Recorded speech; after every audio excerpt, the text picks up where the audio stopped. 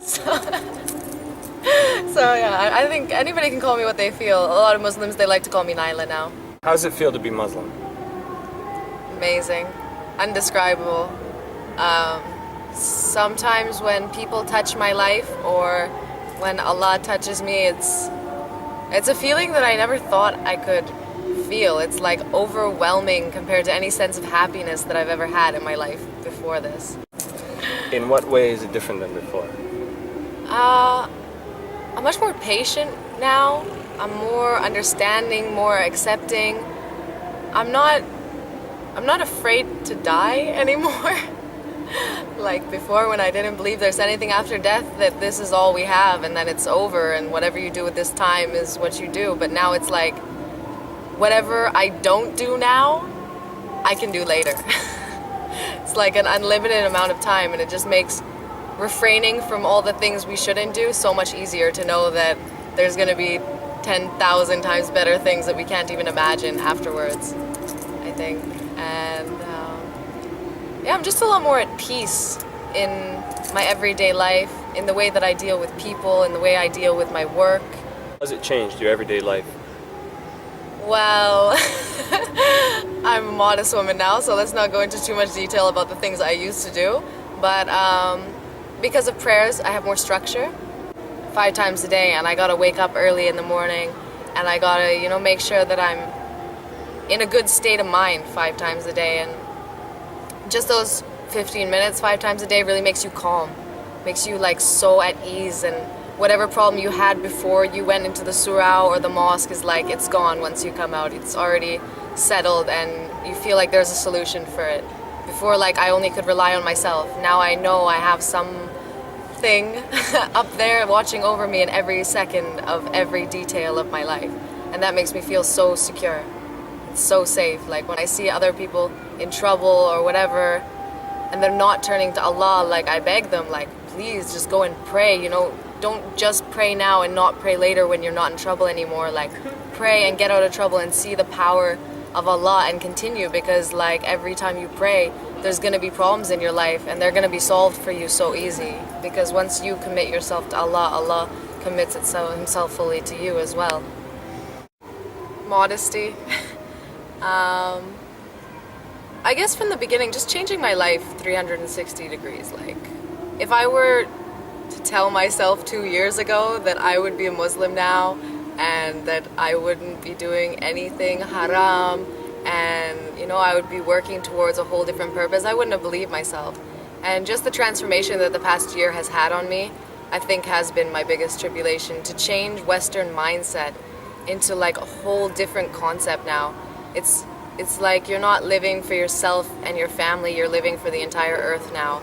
And being a convert into Islam, it's like Muslims will tell you that Allah loves converts more than people who are born into Islam. Because I feel like I was given this gift that Allah like saved me and like gave me this beautiful gift of Islam, and if I don't appreciate or respect that, it's like 10,000 times more disrespect on Allah than if somebody was just born into it and was told to be Muslim from the beginning. So I think, yeah, just trying to deal with the guilt when I do slip. But I mean, everybody says Islam is easy, but I don't like to take it so easy because then I think I'm gonna get lazy. They say like there's always a way and there's always a reason as long as you have the niyyah, the intention to do good and stuff, but I think like we shouldn't take it so easy like that, because we are given a beautiful gift that a lot of people, they'll never be so lucky to see this beautiful, caring, loving, giving society that Islam creates if it's done properly. Wow, when you asked the first part of the question, do I get support from other Muslims, I was going to say overwhelming amount of support. So yes, to your second part, is it overwhelming? Yeah, sometimes it really is. It's like every Muslim I meet, they want to give me something. Whether it's prayer beads or a prayer mat or a book or a Quran, like I have like... Or advice. Or advice. I have like 5 different versions of the Quran, different translations. I have one from 1980, like... I get some really crazy, cool gifts and advice and support from every Muslim. Like they when I tell them I'm a convert, their face like lights up like, MashaAllah, I'm so happy to meet you and welcome, and they want to hug me, and just like, you know, if you ever need anything, call me, if you need advice, if you need this. And it's, I never felt like I'm from Canada, so we do have a very good sense of community. Like when you pass by someone on the street, they'll greet you hello and, you know, whatever. So it is kind of like that Islamic value also, but the extent of it in Islam is like, MashaAllah, amazing. People just, they're so happy to see that you embraced Islam, and they also want your prayers, I think. I guess the dua from converts is big. Maybe they have a little bit of their own intention in there, but genuinely I think mainly they're just really happy to see somebody have been saved from the dark side. No, I don't need a lot more now. I think I needed a lot more before, but now because I take everything a lot more easy now. And this is the test. This isn't the final frontier, you know, this isn't it. So everything that happens to me in this life, I'm a lot more easygoing on it, I guess. Much more calm. Yeah, much more calm. I've seen myself in a lot of situations recently that I would usually flip out, but kind of remind myself to take a breather and, you know, it's not a big deal. Yeah, I definitely wouldn't accept the fact that I'm wrong before. But maybe it's because I'm stepping into something that I knew nothing, well, little to nothing about. I did know a bit about Islam before. I knew a lot of Muslims, so. Because I don't know anything, I kind of have to be accepting of what people tell me more, and because I'm always looking for new information about Islam. Like I'm always, if I meet somebody who's got good knowledge, I really love to get into their conversation and hear what they have to tell me about Quran or Hadith or the history of Islam and how it's changed today or whatever the topic may be. So I think, yeah, I hope I don't go back to the same way before when I have a lot of knowledge.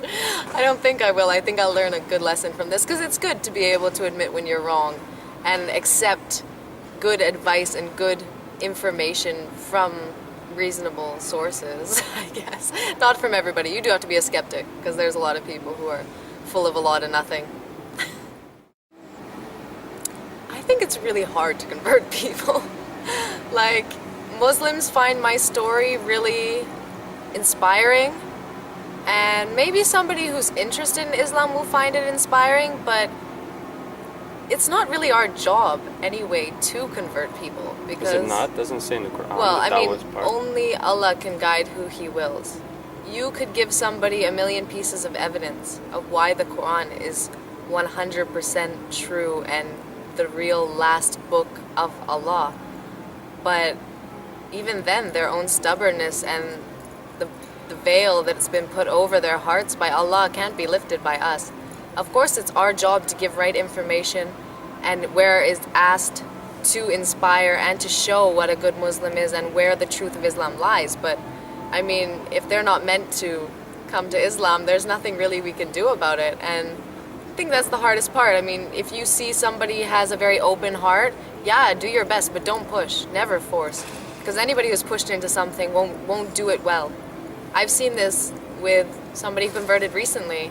He converted because of his girlfriend, and I still see him wearing his cross, and he doesn't really keep up with prayers from what I see. He doesn't come to Friday prayers with us anymore, and I think it wasn't his choice so much to come into Islam, so he doesn't really feel the true spirit of it, as opposed to, maybe to sound a bit full of myself, but me, like, I really dove into it because it was fully my choice. Tons of people have told me about Islam for years and years, and I didn't care. I was, whatever, I'm not gonna join this, and it has nothing to do with me, and it's all lies, or astaghfirullah azim.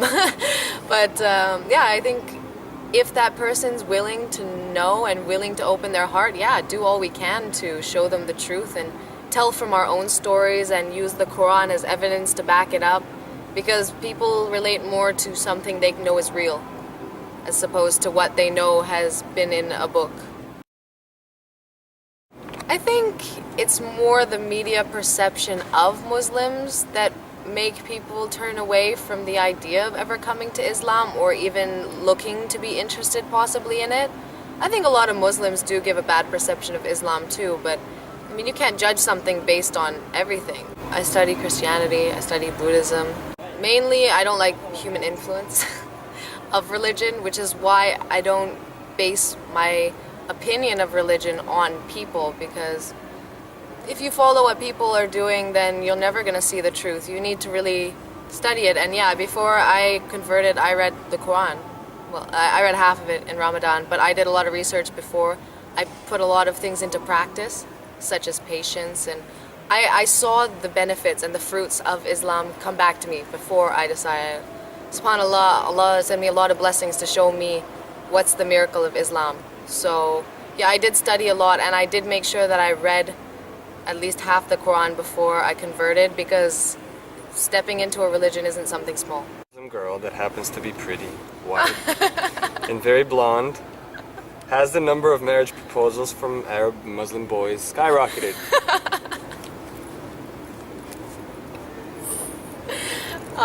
Yes. Yeah. How many so far? Uncountable. Really?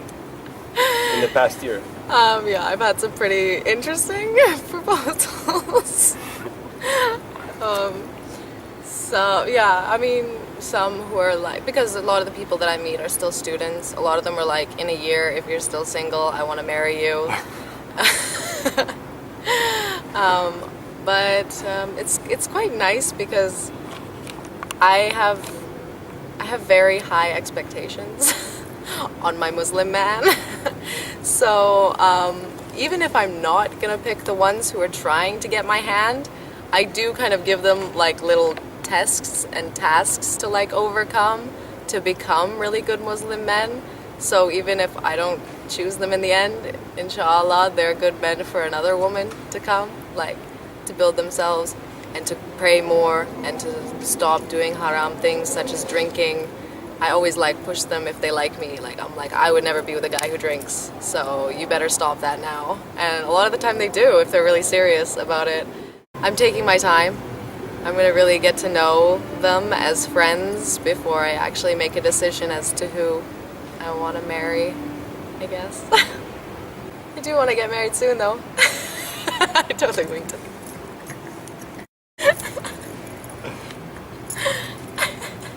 A year. A year? Yeah, I've been Muslim for a year, and I became veiled or with a hijab 2 weeks ago.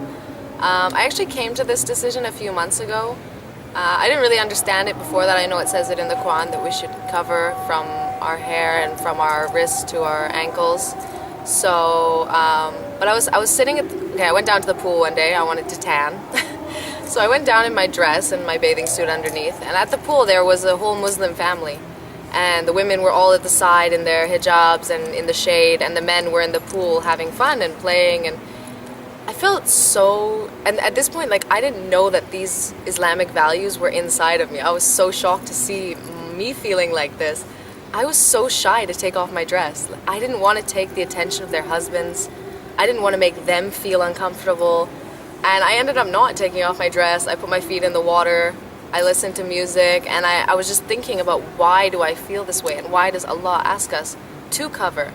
And it came to the conclusion that men are very visual, as most men will tell you, and they pick their women a lot more based on looks than women pick their men.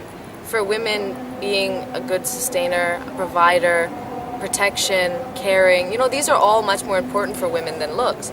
So it kind of evens the playing field more. Like, being a blonde, white Muslim, I get a pretty good advantage over Arab women. Yeah, and you know, it's a gift, our beauty as women. We were made the beautiful of the two. You know, men are very like a board. They're straight, and you know, they're not much to really look at actually physically. So we were given this gift to be the beautiful creatures on earth, and that gift should be saved for the one we love and the one who we will bear children for. And it really kicked to me then that, yeah, I do want to wear hijab. So I did plan on wearing it for Ramadan, which is in 2 weeks, but I had some problems with modesty. So I decided if I wear a hijab, I'm forcing myself to be modest. And that's what I wanted. I wanted something, because even though I have really strong faith in Allah, we're all very weak as human beings. So I did want something to push me to be modest more and to be more conservative in my lifestyle and in my thoughts and in my mentality. So yeah, wearing hijab for me was definitely the right choice, and everybody's been so supportive of me since I put it on, and it's like I get to dye my hair every day. It's a totally different thing. My family has been super supportive. My mom found the Qibla direction, the closest mosque. She cooked halal food and normal food while I was there. I gave them Quran. My friends were all very interested and supportive in my religion as well, and they all just really wanted to know about Quran. What is it going to mean? Am I going to wear hijab? And yeah, they were all really really supportive. Alhamdulillah, alhamdulillah. So happy for that. I know a lot of people aren't as lucky as me. I know that really, really too well. So I thank God so much for giving me the family I have and the friends that I have. Everything, subhanallah, like just look around you, look at every minute of your life, like every time that you don't get in that car accident, every time that, you know, something comes to you that you thought was impossible to happen, subhanallah, like that guides me to be a better Muslim and to just thank Allah more and more every day.